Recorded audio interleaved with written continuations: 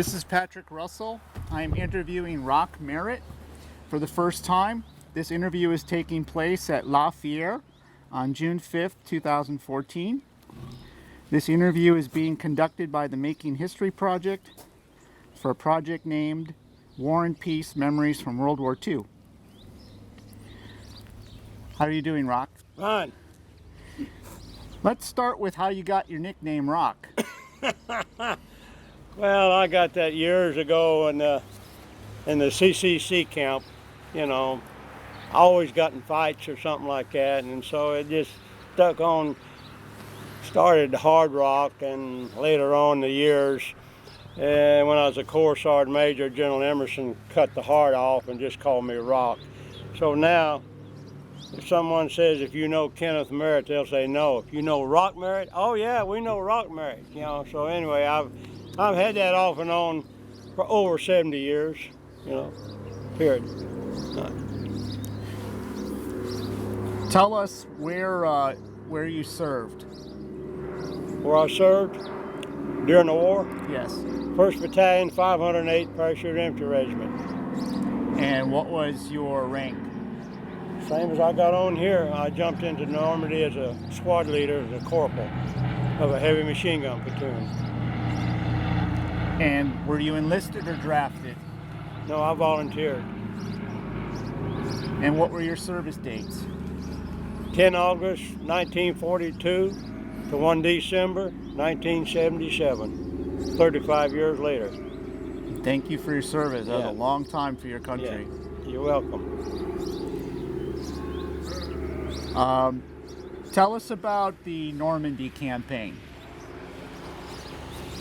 I got involved in the destruction of the Third Reich when less than 2 hours before D-Day, I was one of the 2,052 officers and men of the 508 that was on our way for our first combat jump to be in the Normandy campaign. We were part of 3 airborne divisions that would spearhead the Normandy invasion, starting with the 82nd Airborne Division, the 101st Airborne Division, and the 6th Airborne Division. We, the 508, my outfit, we were attached to the 82nd Airborne Division. We would jump, participate around starting at 2:30 in the morning, and 3 airborne divisions would be on the ground by no later than 300 hours on the morning of the 6th. At 6:30 that morning, 6 divisions would hit the beaches of Omaha and what have you. It should be noted, of the 9 divisions going into Normandy on D-Day, 6 of them were American divisions. You know, 3 airborne divisions, 3 infantry divisions. It took 120 C-47s to drop my regiment to 508. Because each C-47 only carried 17 jumpers. Today, 13 C-17s could drop my regiment today compared to what it did then. Our heavy drop capabilities were 6 300-pound equipment bundles, 4 under the belly of the plane, and 2 door bundles. Today, the Air Force has the capability of dropping a small tank. That's how much we've progressed in there. We were coming in at 400 feet. We normally jump at 11, 12, 1,300. We was coming in at 400 feet. They didn't want us in the air longer than they have to. We had a choice of taking a reserve or not. I took one. I was a coward. I felt better with a reserve on it, you know. So we went in. The wind was blowing. It was terrible. Before we hit the coastline, we started receiving ACAC. Our plane was being hit. And we finally jumped. All of us got out. We missed this drop zone right out here we were supposed to jump on, you know. You're talking about Fiere? Yeah. This was, we're at the site where you jumped. Some of them did hit it, but it was under 4 feet of water. They drowned. Most of them drowned in that right out there, you know. This is because the Germans flooded the fields? That's right. It's well, a Frenchman told me that a day before we jumped, or 2 days before we jumped, he had a strawberry patch out there. Now the water was 4 feet deep over it, you know. So anyway, I jumped. I was number 2 man in my stick. Hit the ground, landed in a briar patch, laying there trying to get out of my chute with 100 pounds of equipment. We did not have the quick release of the parachute like the British had. We had the old harness type, and it was hard to get out. We finally got out of it. I did. But while I was laying there, a C-47 on fire coming straight at me. I said, oh God, it's going to hit me. It looked like it did, but it flew about 50 feet over my head, which looked to me like it was almost on top of me. But I could see that the troopers had jumped because the backpack of the parachute was flapping against the fuselage of the plane. Well, it crashed about 1,000 yards from me. And when it did, it lit up this whole area. And I'm in about 10 acres of hedgerows, about 10 acres, hedgerows all around. And I didn't see nobody in that hedgerow but me. I'd kicked my equipment bundle out, which contained machine guns. I found it, picked my machine guns up, 6 boxes of ammunition, and what have you, and headed towards the burning plane, because I knew that's where my troops was up there. I heard something on the opposite side of this hedgerow that I'm now introduced to, the French famous hedgerow. We didn't know nothing about that, but we did. I had this little cricket that the Army had issued me. And instead of using a password, I used a cricket. I snapped it once, nothing. You're talking about the little metal device? Yeah, okay. I called it a cricket, you know. I called it a Cracker Jack cricket, because we used to get them in there when I was a kid, out of a Cracker Jack. I snapped it again, and this time it come back twice. I said, who's there? In a weak voice said, I am an American chaplain. I said, thank God. And I said, sir, I'm Corporal Rock Merritt. I'm a squad leader and a machine gun platoon, and I'm heavily loaded over here. Do you think you can get through that hedgerow? And he said, I think so. And he got through and he said, Corporal, what are we going to do? I said, well, sir, the first thing, do you mind carrying this ammo for me? And he said, and I quote, praise the Lord and pass me the ammunition. So I did. And he said, where are we going to go? I said, well, I was number 2 man in my stick, and my troops got to be forward up towards that burning plane. We're going that direction. So we took off, heading that. And between then and daylight, we picked up 35 more men, to include the highest ranking officer, a captain, Jonathan Adams, company commander, A Company 508, my battalion. You know, he took charge and says we're going to Hill 30. I guess we got, 3 miles from Hill 30, we run into a battalion of Germans. The reason I know it was a battalion, we captured a young soldier on a listening post. And when we started firing, they killed our lead scouts, wounded some of our people, and this German prisoner said, that's my battalion. You're surrounded by a battalion of Germans. We were in contact with Hill 30, Colonel Shanley on Hill 30. He told us to dig in there and defend the crossroads that we was at, you know. So we did. Now, this is where my young chaplain swung into action. While we were digging in, he went to talk to all the people we had that was wounded. Then he went to the dead. And I guess you do whatever chaplains do to dead, you know what I mean? And time he come back, we were all dug in. So he dug in next to me. You know, he's figured I'm going to stay with this corporal. So he dug in next to me. You're the one with the big machine gun. Yeah. Now he would carry the ammo to my machine gun, but he wouldn't fire the gun. You know, he didn't have no gun. I guess it's against his religion. I don't know. We jumped in there with 1 day's rations. Now we're at D+3. And it's getting pretty rough. We're getting pretty hungry. One of our soldiers, this 37, he lost it. He went over the hedgerow with a white cloth on his bayonet. He's going to surrender. One of our soldiers went over the hedgerow and tackled him, brought him back, and I remember what he told him. He said, "If you go over that hedgerow again, I'm going to kill you." Well, nobody could control him except the chaplain. He finally got a hold of him, got him under control. But I often wondered what would have happened if he had got over to that German battalion commander and said, "There's only 30 people over there, or 29 people, whatever we had available fighting in. Well, And I wouldn't be here." What would be the size of the German battalion? Well, ours was about 750, and I think theirs was 500. They had a smaller battalion than we did. So it would have been 500 to 30. Yeah, that's what the odds would have been. So anyway, we got a call from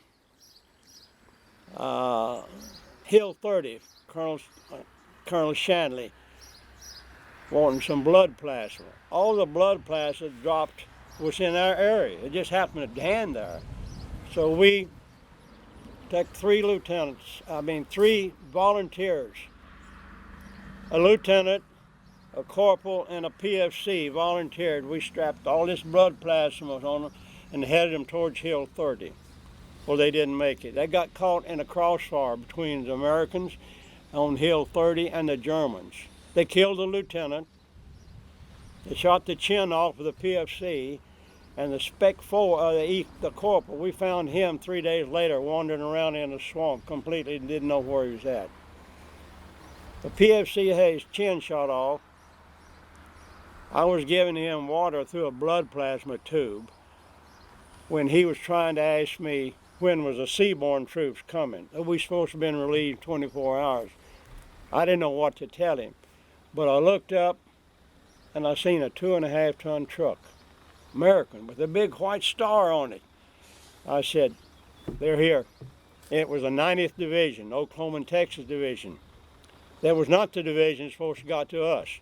The one that's supposed to got to us was the 4th Infantry Division. They hit the beaches on D-Day, but I understand that they was about a mile off from where they were supposed to land, and that throwed them way off on getting to us, you know. So anyway, the 9th Division, they come in, they picked up our wounded. They picked the grave restoration people come in and marked the graves, I guess, or what have you. And we followed them on up to Hill 30, behind their tanks and what have you. When we got up to Hill 30, then that was the assembling point for the regiment. Wasn't planned that way, but that's the way it worked out. Colonel Lindquist, the regimental commander, he was there with his group. Colonel Shanley there with his group, and now Captain Adams there with his small group, what have you. So they picked up my light machine guns there and issued me heavy machine guns in Cosmoline. You know, we cleaned them already. We had our first hot meal that afternoon. You know. How many days was that after? D+3 had been 4 days, 4th day, and we cleaned up the machine gun, and it seemed to me like we tacked the next day down towards Chef DuPont. I remember that. And then we tacked the rivers, hills, and villages and what have you up until the 3rd day of July. We almost been in there a month.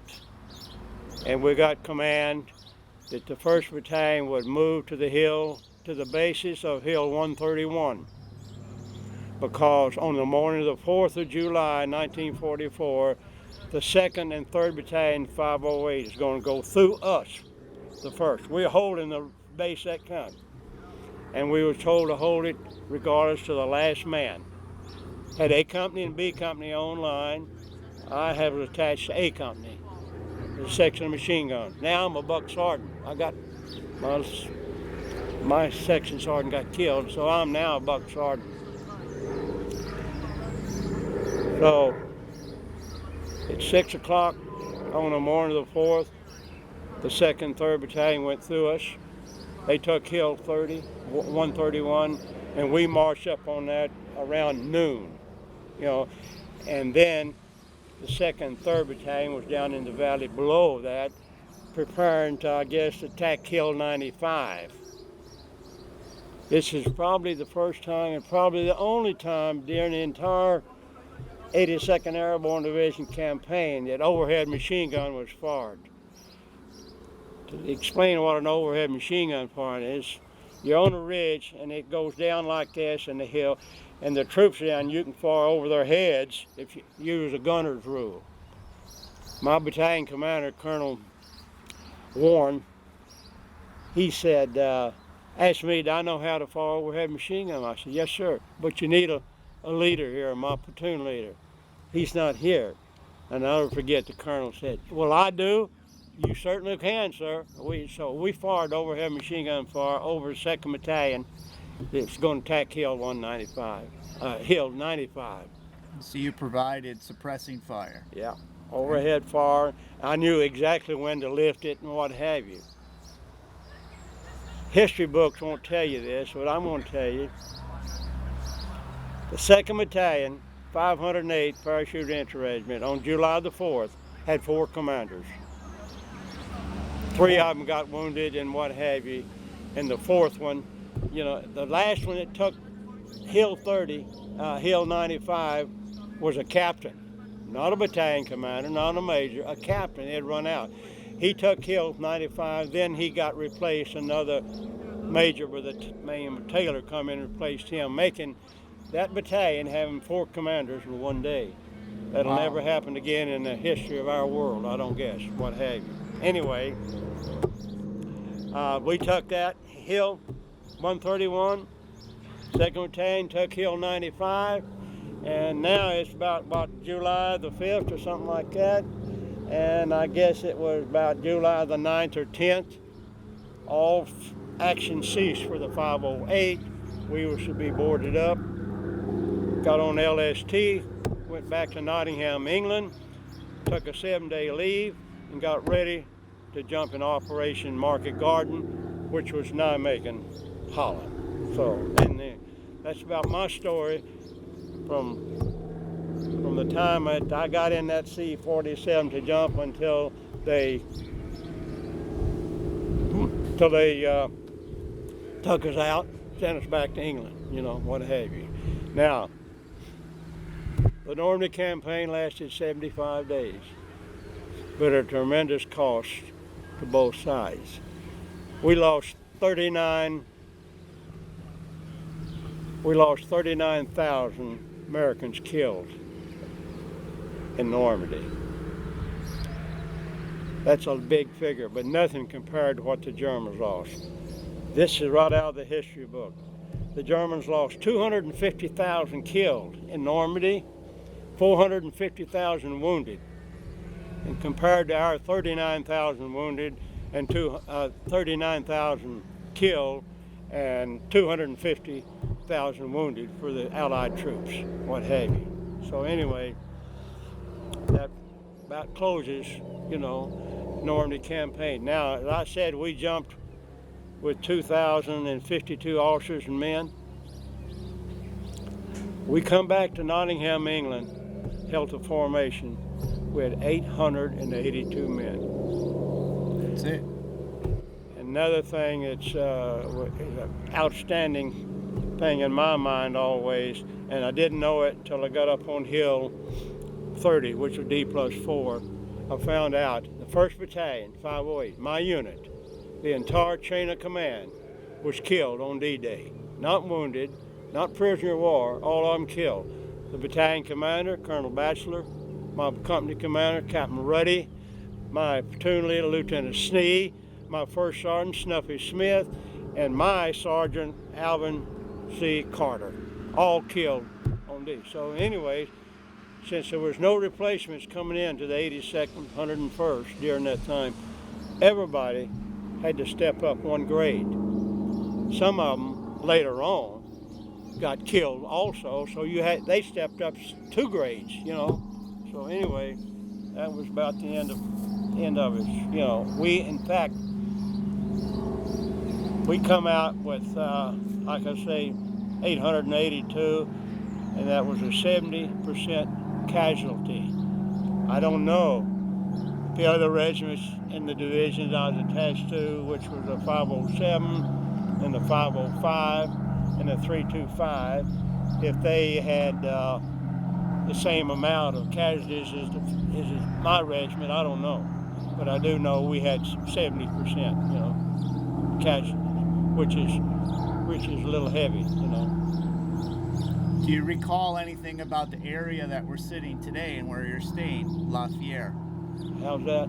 Do you recall anything about the area in which you're sitting today, La Fiere? No, I don't. I guess from that drop zone there that I'm supposed to hit, I flew over it, thank God, and I guess I was probably 2.5 miles on down the road from here, you know. And would it be your belief that the fields in this area mostly would have been flooded, including the one behind you?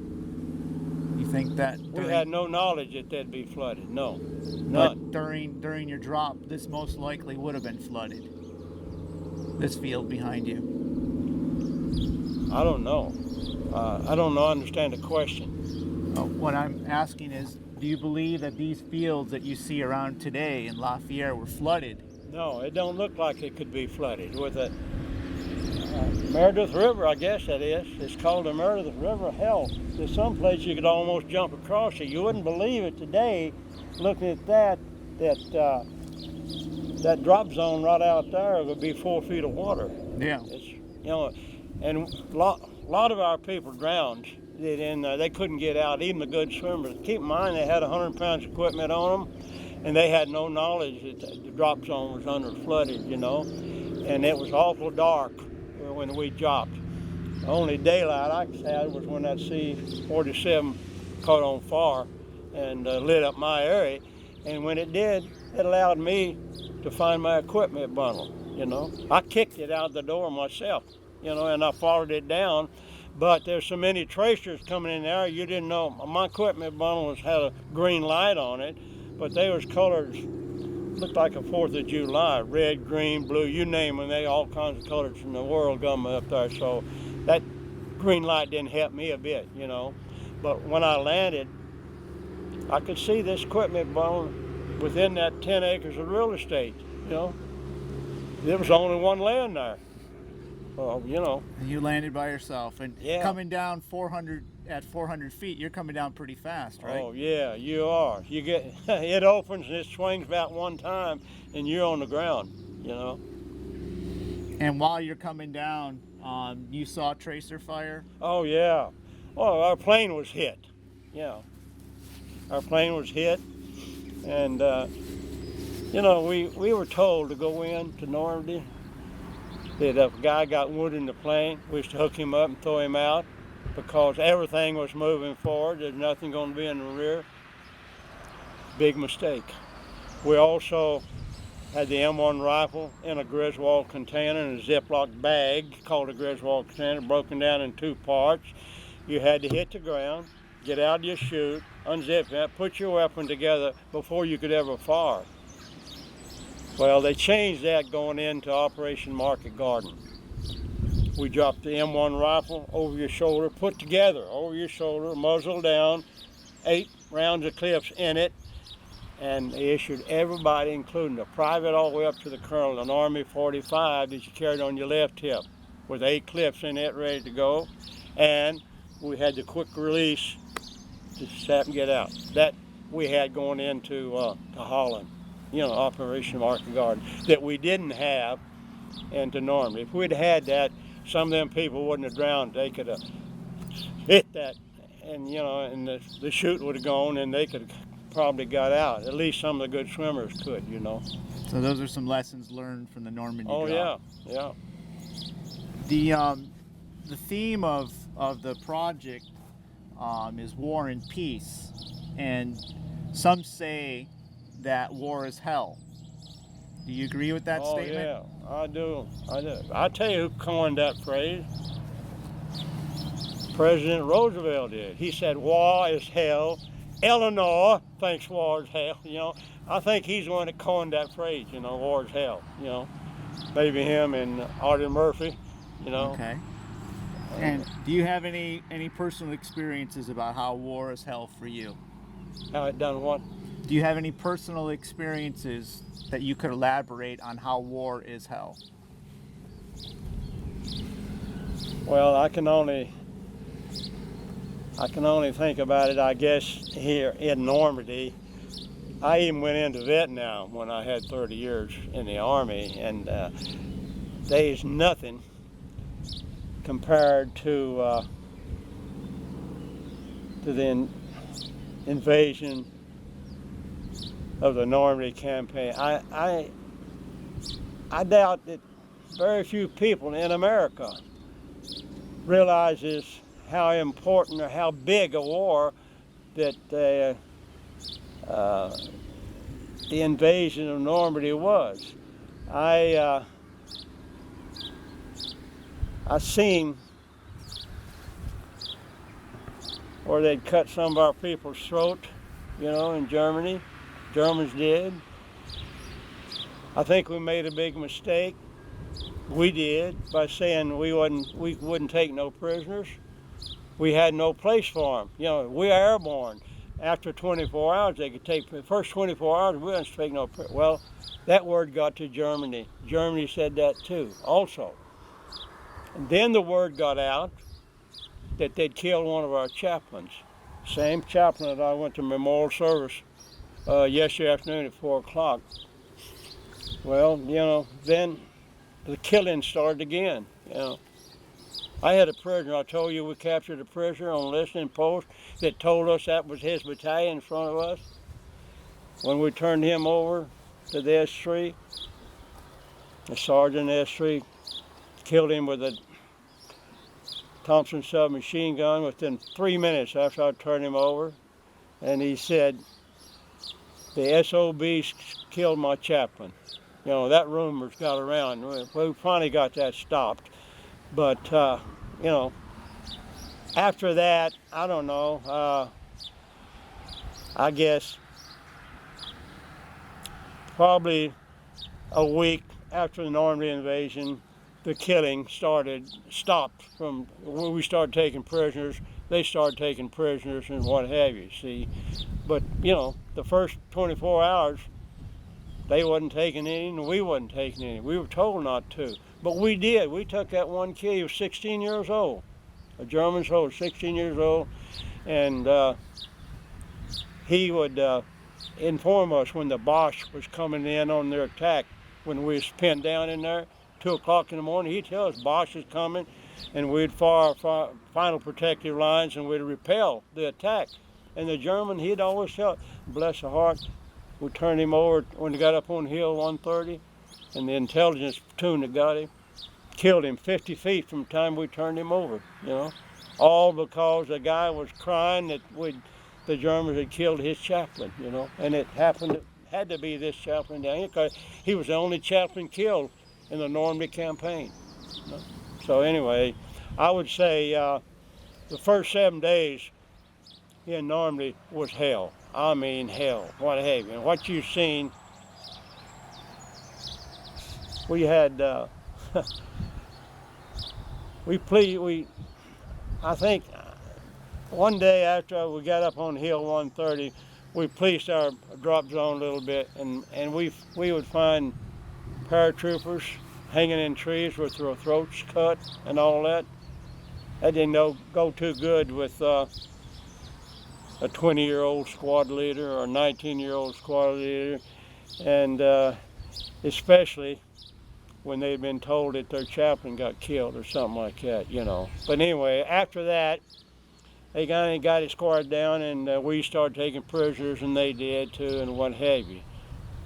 And Holland drop compared to this, no comparison whatsoever. Of course, this was a night drop. Holland was a day drop in a Sunday afternoon, right? So. All right, you were telling me about how war is hell, how you agreed with that statement. Yeah. Did this impact you at all after the war? Oh yeah, it did. How so? I'm drawing disability on nightmares and stuff like that. 50% disability. And, you know, they asked me, yeah, didn't you take, yeah, I took training after doctors after World War II, but it didn't do no good. So I just had to live with it, you know. I said, yeah, you still have nightmares? Yeah, I certainly do. I said, how many? I have a couple of weeks every night, you know, a couple of weeks. And so, like I say,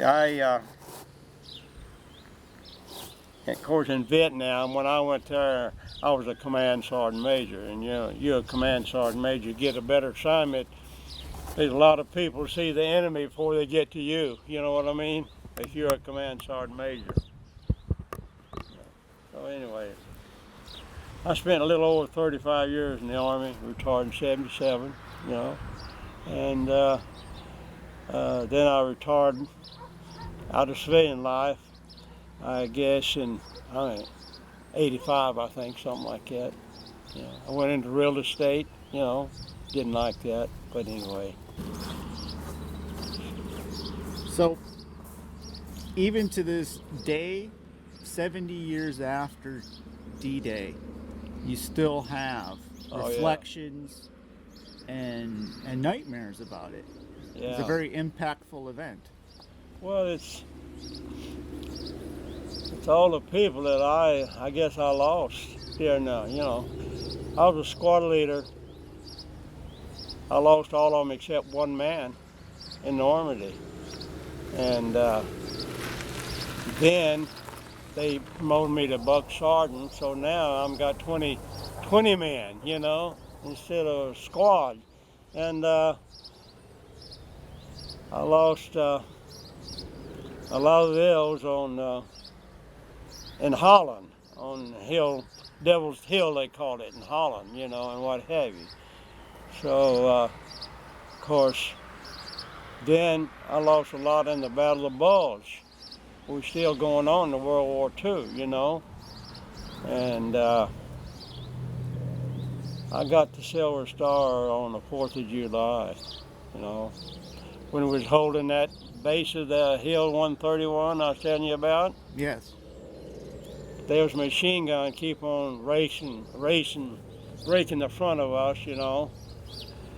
And I had this water coolant, and one of the bullets pierced the water jacket of the water cooled machine gun. All the water held 9 pints, so it was inactive. That machine gun was no good, you know. We had to replace the whole gun whenever it got changed. So anyway, I was attached to Lieutenant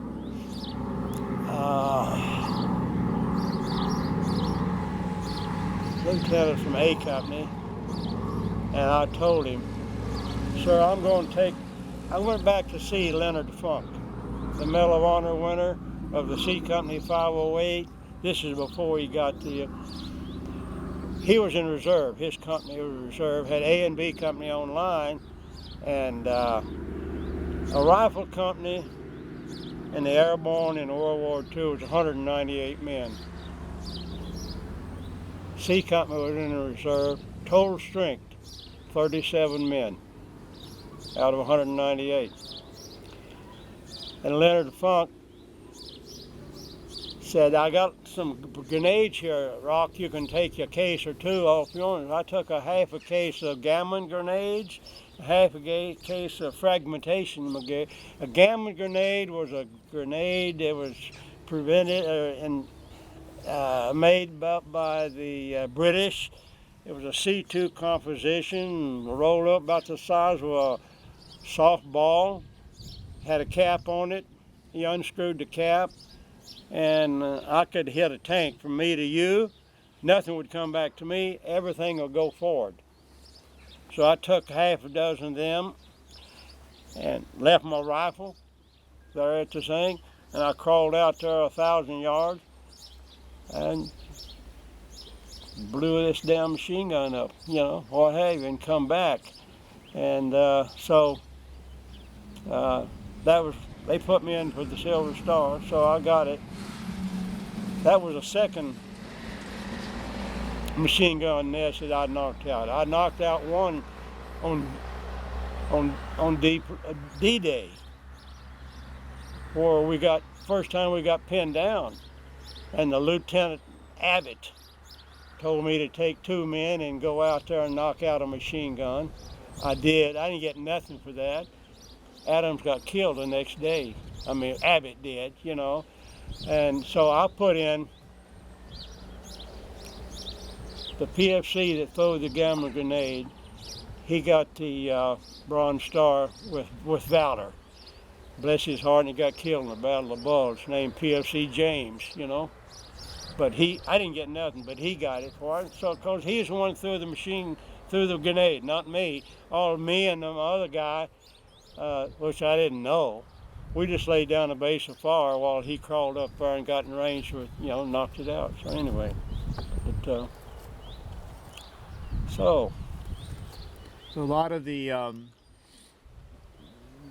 say the trauma that you have is due to your fallen comrades. yeah. And how do you feel coming back when you go to these memorials now?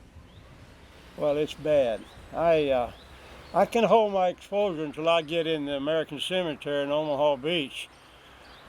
When I was there in 202, 1st Battalion 508 out of Italy brought me over here, and we went through the battlefields, and we took them around to Captain Ruddy. My company commander got killed. One of my sergeants got killed. I went to their graves and what have you. I kind of cracked up on that. But I hold my exposure pretty good around here, you know, what have you. But I can't handle that cemetery, you know, what have you. It's very tough on you. Yeah, it is. Yeah.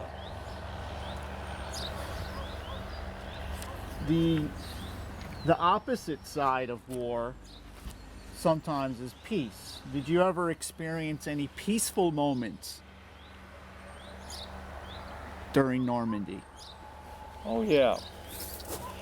Yeah, we did.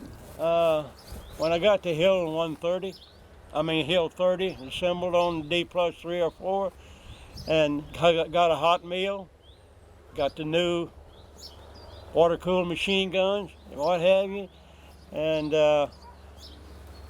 took a piece there until I found out my entire chain of command was knocked out or was killed. Then it's this, I don't know, the Fiere or something come right back to you then, you know, what have you. But then Holland was a good operation as far as Americans are concerned. If you read the history, you'll say that Operation Market Garden was a failure.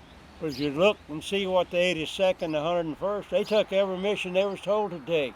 The only people that failed was the British 1st Airborne Division that was supposed to took Arnhem that failed, you know, so they marked the whole operation a failure, but it wasn't. That was a good operation as far as I'm concerned.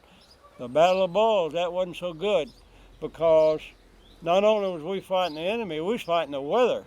We were not compared. I mean, we were not we were not fit, ready to go into that combat area environment with no all-weather gear. We didn't have, you know, we just went out. So we were fighting two elements when you went in there, you know. So that was bad. And like I said, to answer your question, the good war I call Holland 66 days a good war, as far as I was concerned, you know. We've got every mission we promised, to take. So, you know,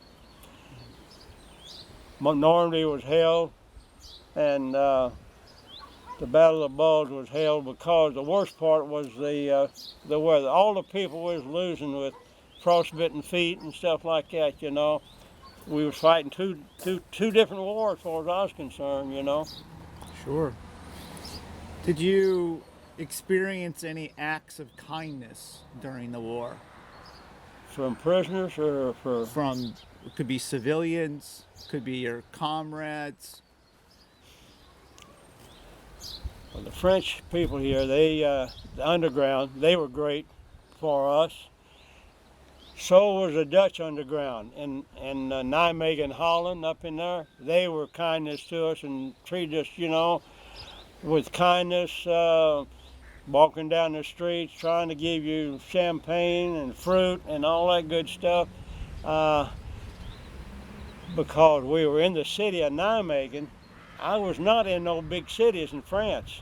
You know, I was just in villages and small, but in Nijmegen's a pretty good city, and so I marched right through the city of Nijmegen with a section of machine guns, and thousands of people was there, you know. And I remember we were watching the people around us, and all of a sudden, the German machine gun, just before we got to the bridge of the Holland, fired right down that highway where we was at.